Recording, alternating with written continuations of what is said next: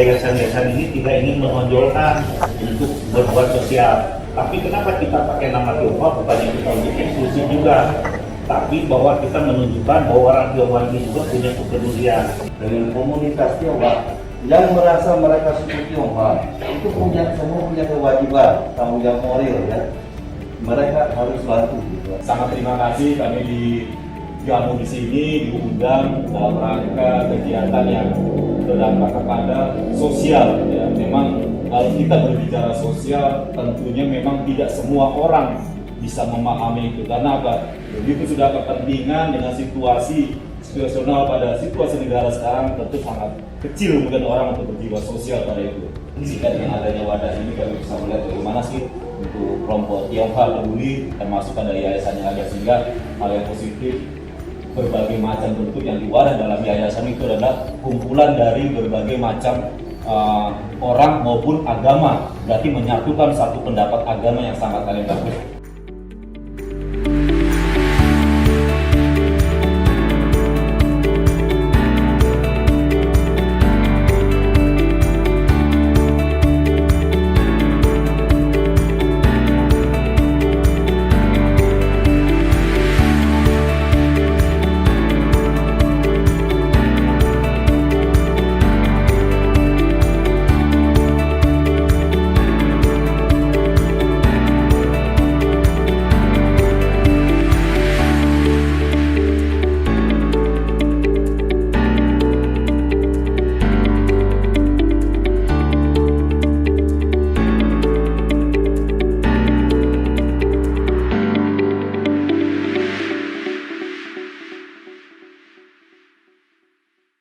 Programnya kelompok Tionghoa pada kegiatan sosial cukup bagus, hal yang positif.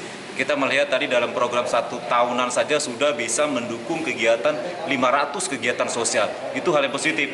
Karena apa? Kita melihat sekarang perlunya dukungan dari komunitas atau kelompok-kelompok yang bisa untuk mendukung kegiatan itu.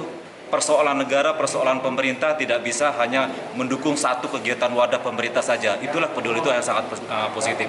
Dan kita juga melihat bahwa di dalam komunitas itu untuk kelompok Tionghoa tidak hanya dalam satu agama saja. Ternyata berbagai macam agama melimput untuk menjadi suatu wadah yang bisa bekerja sama untuk memenuhi kebutuhan sosial yang perlu kita tindak lanjuti. Itu.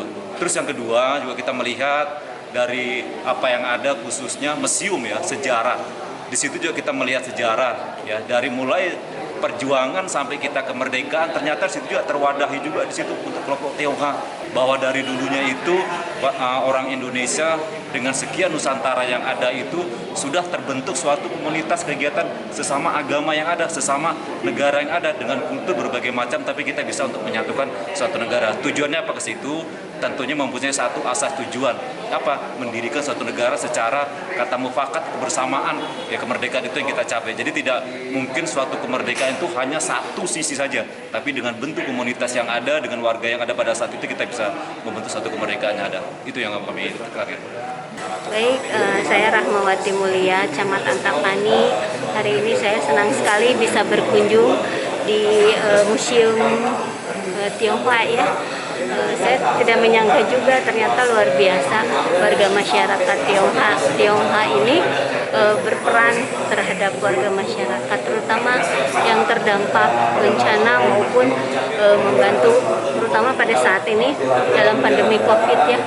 Jadi kami juga merasakan bantuan dari YDSP ini terhadap warga kami di kecamatan, dan hari ini saya langsung datang ke sini, luar biasa, saya bahagia sekali. Terima kasih saya bisa berkunjung ke sini dan alhamdulillah diberi vitamin buat kami yang bertugas di lapangan. Dari sejak pandemi COVID ini tidak pernah bekerja di rumah, selalu harus jalan-jalan, jadi memang memerlukan bantuan multivitamin. Sekali lagi terima kasih kepada masyarakat Tionghoa.